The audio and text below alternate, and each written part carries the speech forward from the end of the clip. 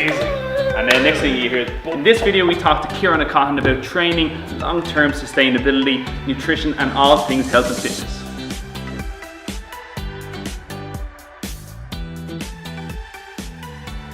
Yeah, it's interesting. I guess in terms of problems, or one of the big things that I see regularly is, again, this gap that you talk about is really present and it's pretty big. But the problem, like the difficulty with bridging that gap, is that on one side we have these academics who know and understand the science really well, and on the other side we have practitioners who are really, really good as well. They're really good practitioners, and in the middle you have just the people that are shit in general. But it's There'll always be that. It's trying to get that information from the academics into a format that a practitioner can actually use, that I think is failure most of the time. In that, I think it's great you see some practitioners that will read research, and that's a massive positive. But I don't think, and I see it all the time, that practitioners, I'm not going to start insulting practitioners. No, you're still a practitioner. Oh yeah, that's why I try and bridge the two. Yeah. I don't think they understand like statistics and research methodologies, and without a good understanding of that, it's very difficult to make appropriate conclusions from research. Yeah. You know, so I think it's up to, that's what I try to do, I guess, is try to bridge that gap between the academic and the practitioner, and try and break down, like I'm a bit of a stats nerd, methodology nerd, to try and break down that information, I guess, and communicate it in a way that it's easy to understand for practitioners. Not that it needs to be easy for them. I know they understand the science, but the research and the stats side of things is also nice. Why did that all start? So all I know is that you used to do hurdles. You used to be really fast and really powerful, and I used to be scared of you because I was tiny and that in the corner doing sit-ups in Eccentric. But how did that come about? Like, how firstly did that interest come about? Because I think that's where people also let themselves down, is that like the practitioner or the experience or the academic that's giving them these knowledge, okay, what's their background? Like, does this personal trainer actually know what it's like to perform at the highest level in a world championships, and do they understand the process? Like, that if they are coaching somebody or a youth who's working towards that, like how you're handling your work with them, how to integrate it. What was your experience like going up through I guess coming up through as a hurdler, and a sprinter and hurdler, I guess that was the reason I pursued sports science. Initially, I think when I did my leaving cert, I was big into English. I wanted to do English in Trinity. Potentially journalism, can't spell. Music. And it was kind of, I didn't really know what direction to go in terms of finding a new coach when I was moving away from school. So one of the big drivers behind going into sports science was to learn more about, I guess, physiology. I probably didn't even understand what physiology was at that stage, to be honest, but just to learn more about how to coach myself, how I could improve my own movement.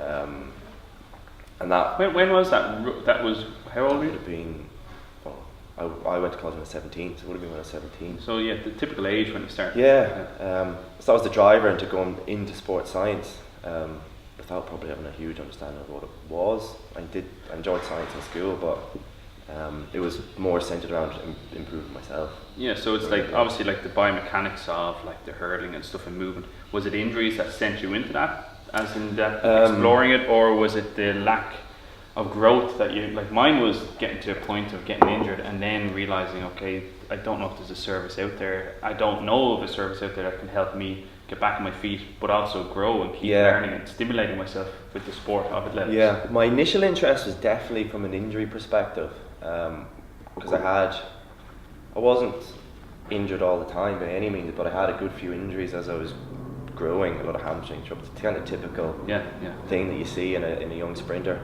So my initial interest was driven from that, to try and work with athletes, maybe to get them back from injury, prevent injury. But as I think moved beyond those injuries, I turned 17, 18 and started going to college, I began to become more interested in the optimizing movement for performance side of so the actual movement stuff. Injury, I have this real distinct memory of when I was really young, like when I was stupid, I didn't even know what it meant. I think I was watching the Olympics, I was obsessed with athletics, and I turned around and said, I want to be a biomechanist. Like, I had no idea what the fuck I'm on, but I heard one of the commentators talking about it. Is that how you still introduce yourself? Like, damn it. God damn it, yeah. And that's why your Instagram name is also the Biomechanist. Not Mechanist. That came from, everyone's like, biochemist? What? You do chemistry?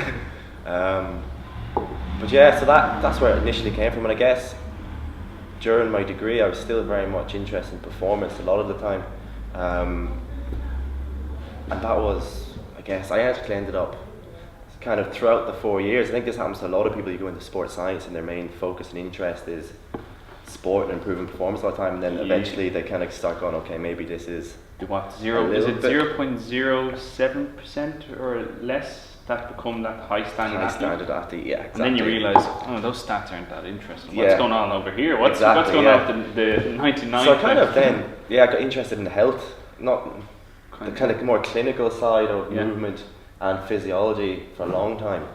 And I've kind of almost come full circle now where I'm back on the performance end. But my PhD would have been more towards the kind of injury prevention side of things. Than any type of. I think there definitely is probably a map. I think I'm very much always focused on the individual, and I've a pet hate for. Oh, never talking.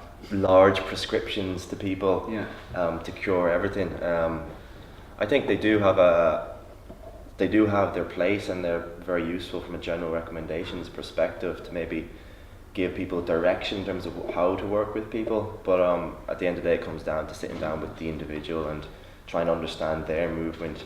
I mean, how someone moves varies so much based on their own anatomy, down to really small stuff like attachments to tendons and that type of thing, which varies hugely, and obviously as a practitioner you're not going to be measuring that in any way, but just being able to understand potentially you could obviously, being able to understand that individual variation between people, and that ultimately predisposes different people to different types of aberrant movement. That ultimately it's those inappropriate movement patterns that lead to kind of the inappropriate force development and subsequently injury. Or it's probably a bit of a chicken and egg scenario there where the inappropriate force patterns could be leading to inappropriate movement patterns. Let's not go all Newton. Let's not go all Newton now.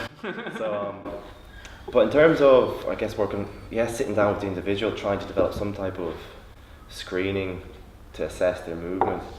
I mean, there's lots of different screening systems out there. Do you use any in particular? Air squat, overhead squat, and then from there, my thing is, okay, can they do a basic movement like a squat? Yeah. No red flags, then start regressing to single joint assessment, because otherwise you're just trying to get someone to do an FMS stepping over a hurdle. It's just like, if you know they come in, they've never exercised before, let's just keep it simple. Absolutely, and then regress. I think the light squat, overhead squat tells a huge amount. If you can tell, I think you need that biomechanical brain to be able to assess it. Absolutely. Experience, I think really. So. It's experience hugely. Like I'll often, again, if you talk about kind of academic practitioners are so much better at seeing these things a lot of the time than academics. The academic potentially will understand the science a little bit more, but in terms of actually spotting the differences, if they're not working with people on a day-to-day basis, it's just not there. It's a skill. I think all these like screenings, they get slated a lot of the time by people because obviously like validity, reliability, all these issues. But the purpose they really serve, and why I think a lot of them are really useful, is just they're not going to tell you whether someone's going to get injured or not, but they serve to ask better questions basically. So you do an overhead squat, you spot some problems, you might not know exactly where the problem lies from an overhead squat or a normal squat, but then you start working backwards. It's funny that like when we talk about movement screening and people who don't believe in movement screenings, or movement screening in general, and then next thing they're doing a back squat with a client because the client looks like they're getting crippled, and they're like, oh, I better regress this to a goblet squat. Oh, I can't do that, I'll regress to a split squat. Yeah, like, but if you did a movement assessment at the start, you can, like, you don't have to put the client in the position where they're coming crippled. Is that okay? And then you're thinking, how do I tell them now that no, that's not okay? You're going to have to regress it, because like when you prescribe exercise for someone, they know, they get a feeling that they can do it. Sorry. No. Is this a concept of flexibility fixes everything? Yeah. You see that all the time, like, and I'm sure, is that what your clients that you work with see? People, no. That's what I always hear. Oh, I've got to stretch. Clients are the easy ones. It's the people who are talking to you, and if you're talking to Bart, to someone who's exploring that. When I really, and I don't think. What do you think? So, what is if you say we know? I don't think passive flexibility does. It's going to help some people. It's obviously from even a performance perspective, it's a necessity in some sports. But in terms of preventing injury, I'm not convinced by its role in terms of passive stretching. I'd be a big believer in becoming mobile and developing strength through big ranges of motion. I'm trying to not to contribute too much, isn't it? You go with it. No. Because like it's I'd be so on the same. So you open up a joint.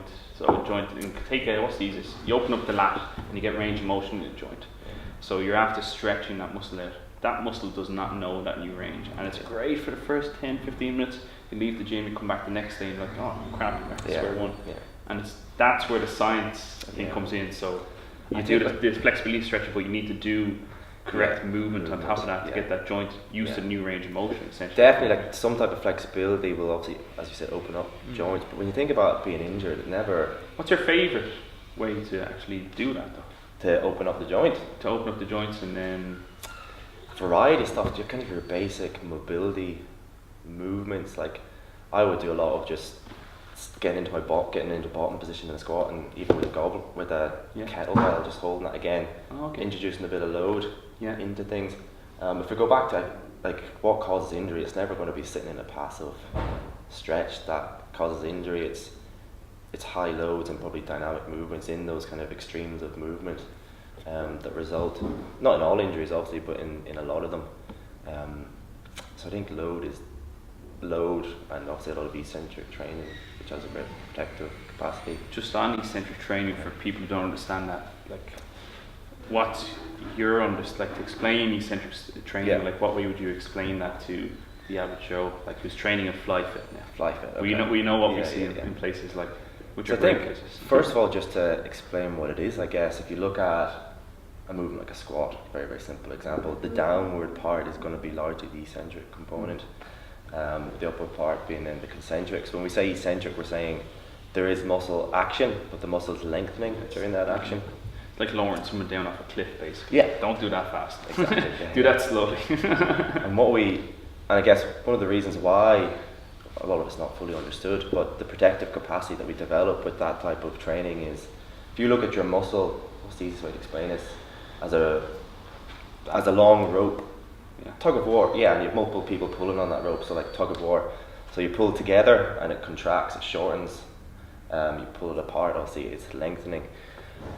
When you do eccentric training, is one of the adaptations you get from that is an increase in those people pulling along the line. So the smallest unit of a muscle is a sarcomere. It's like this person that does the pulling. So if you can add an extra person into that line, it makes you have more points, more people between the 2 points, which means when you're put under high loads, each of those people are experiencing less stress, essentially. So it's basically more people. Yeah. So eccentric training is more people on your team for the tug of war. Yeah, essentially, yeah. If you want to look at it that way. Whereas it's multi-unit recruitment and blah blah. Yeah, so it increases the length of your muscle essentially, but not in the traditional way the flexibility does. Increases the length under load. That's why. Like Romanian deadlifts are usually. Romanian deadlifts. The typical prescription that we do here is Romanian deadlifts to get the lats engaged isometrically, which is another. Like that's probably ahead. That's again ahead of concentric strength, isn't it? Yeah, definitely. So like it's actually eccentric. Is it eccentric first? Technically, if you were to pick the best, eccentric protective, isometrically, and then concentric. Whereas we see people bouncing up and down or squats concentrically with very low eccentric and concentric. So if you look at the difference in terms of adaptation of building muscle from eccentrics versus concentrics, we talked about there the eccentrics is adding another person in this line. Concentrics, no, this isn't 100% accurate all the time, but concentrics would be more like adding another person beside someone else. So you're building the width. I get so width. So like instead of people standing in a line, we're now going to put people standing beside each other. So if we're all pulling on beside each other, we can pull harder. Power and need. So it increases the width of your muscles, and that's where you get that increase in size. You will get that to a certain extent with eccentric training as well, but we technically then have two different types of growth, where eccentric largely promotes this lengthening of the muscle, and the concentric training promotes the increase in girth. One of the big things I do a lot of research in now is training specificity, so I always come back to this, in that it's going to come down to, again, if you're saying strength, what movements do you need to be strong through? What are you actually trying to improve? And that will determine I guess, how you're going to approach increasing strength. So like if we take the squat for example, and we want to improve squat strength, it's a very simple example. Does this person need to increase squat strength through a full range of motion? Do they only need to go to parallel? Where's their weak? So you're looking for the weak point first. Yeah, again, and this is where there's going to probably be this spectrum where one end is largely just focused on improving performance, the other end is obviously trying to work with the client to protect them from being injury. So you often have this question, okay, maybe a rugby player, they're probably never going to go beyond parallel in the squat, so let's just train them to parallel, and they're going to get stronger and stronger through that range of motion which is specific to them performing, because in a scrum, for example, they're not going to go beyond that movement. But does going, bringing them through a full range of motion on the load potentially protect them from developing other problems? Then on the flip side of that, we could hear what? on the flip side of that, I mean, a lot of people get injured from going through full range of motion in a squat for a variety of reasons. So does keeping them out of that full range of motion actually serve a protective? But then throwing people into a group setting and not spending that time one-on-one. How many, you did a couple of one-on-ones. If we take PTI, performance therapy, and you spent a couple of sessions doing it one-on-one, out of curiosity, was that something that when you were doing that and going into that, was that something that you're like, oh for fuck's sake, I mean, the ego, if we say, thinking, I actually was almost the opposite. I was like, this is great, because oftentimes I'll go in, obviously I go in, I have a lot of experience with lifting obviously, but I also, like, when you have a lot of experience lifting and you've got like a background in sports science and I've done a PhD, none of that really matters. But then when you go to work with people, they just don't say anything because they presume you're right, and that's not what I want. So I remember coaching you for the first time thinking, shit, he has a PhD and he's a master's, and I have to tell him how to adjust his clean. Yeah, which is great, because you can try and get feedback from some people. But that's what I wanted. I got to the point where I just didn't want to think about my own training anymore. You can't coach yourself. Well, you can coach yourself, but it's very difficult. You obviously can't watch yourself unless you have film set up all the time, and even then, that's a nightmare. To have someone else's perspective, I don't think you can bring a level of objectivity to yourself that you need. And that's something that I know I definitely I need from other people. And it's because I'll do stupid stuff that I wouldn't, if someone else was doing them, I would tell them they were ridiculous and they're going to get hurt and they're going to get whatever. Any examples? No comment. What's the stupidest thing you've done in the gym training by yourself? Training by myself.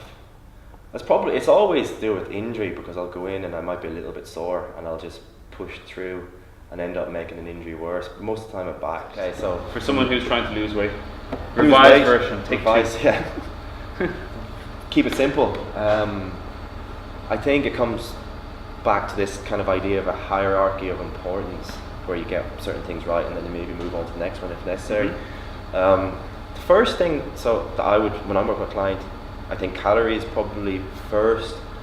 So get into a calorie deficit, and that can be by eating a little bit less. And this is being very, very oversimplistic, but I think simplicity is key a lot of the time. By either eating a little bit less or exercising more, or a combination of the two, which is ideal. The second thing to consider then is your protein intake. Getting a decent amount of protein, like somewhere in the region of probably 1.5 to 2 grams per kilo. And I kind of, with this hierarchy, I change my mind all the time, where I'm like calories and protein at the top. Sometimes it's protein and vegetables, but it's kind of these three all the time. The easiest way, that's what I'll often say in terms of building all your meals, get a good chunk of protein in there. So you're talking kind of over 20 grams of protein, probably potentially over 30 grams if you're a guy. I've been to like these physique shows before, men's fitness shows, and I remember this real distinct memory of being in the bathroom in at one of these shows, and you have like these 3 dudes with their tops off and their boxers checking out their tan, because everyone gets the mad spray tan, myself included at the time, and they've got like the Skittles lined up on the sink area in the bathroom, lined up, and they're like, I'm going to eat this one at like 7 minutes past the hour, this one at like 14 minutes past the hour, and I was just like, this is insane, like this is far beyond, like guys, it This is what I wanted to go, guys. It really doesn't work this way. You're trying to explain to them and get them to understand. Yeah. So, and I think that's another example of getting bogged down in this crazy level of detail that is just far from necessary. Yeah, it's kind of like just becoming over, and this maybe the mental health side of things is that just that's where you got to realize fairly quickly, okay, this is addiction. Yeah. This is either exercise addiction, performance addiction, or a new term, orthorexia. Yeah. Yeah, where you're over analytic about your food, but like. Yeah. In terms of that, is that I think it is just being a bit conscious and having a coach who thinks about your health. Thinks about your health, yeah. I think like balance is one thing I preach all the time with my clients, my nutrition clients, is that because people get really motivated, they get really into it, and they're progressing, and then all of a sudden they've been doing it for a good while, and they go out and have a few drinks, they go out for dinner, they have a blowout, and that's part of life. I think it's important to be able to build in these social occasions and having a few beers with your mates every so often, having pick a mix, and building that into your progress, so to make sure it's sustainable. No one's going to fucking eat vegetable, broccoli and chicken. Not that I would ever advocate that, but for the rest of their life, you know. Yeah. So it's, I guess the big message that is coming from this chat is sustainability. Yeah. Sustainability gets some guidance and always look to go. Yeah.